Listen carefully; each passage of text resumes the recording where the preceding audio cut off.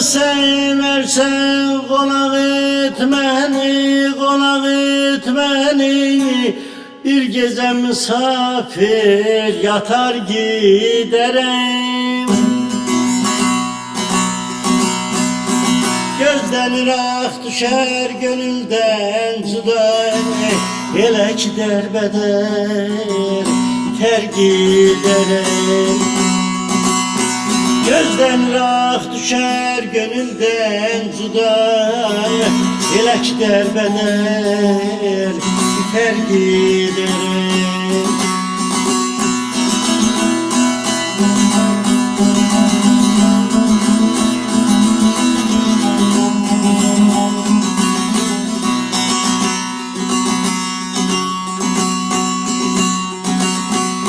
Sıra yakıp karşımızdan oturmayın, eydem oturmam. Töhmet edip eve haber getirme. Bir bardak su, lokma ekmek getirme. Niyet eder oruç tutar giderim. Bir bardak su, lokma ekmek getirme. Niyet eder oruç tutar giderim.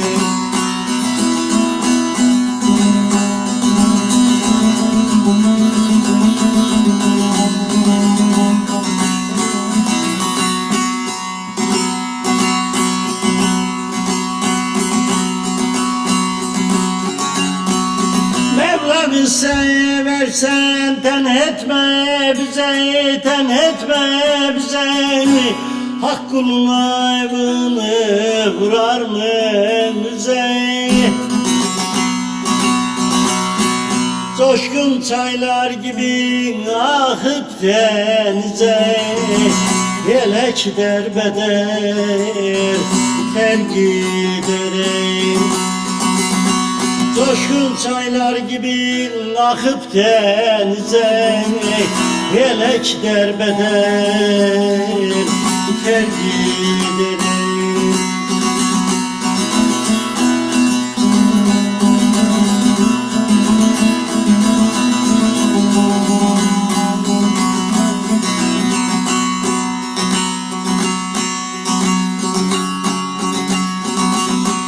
Çıldırlı çeliyeyim aşk havasından, aşk havasından. Üryan gönlüm yatar aslan postundan. Kayfem ocağında eşen üstünde, yorgansız döşeksiz yatar giderim.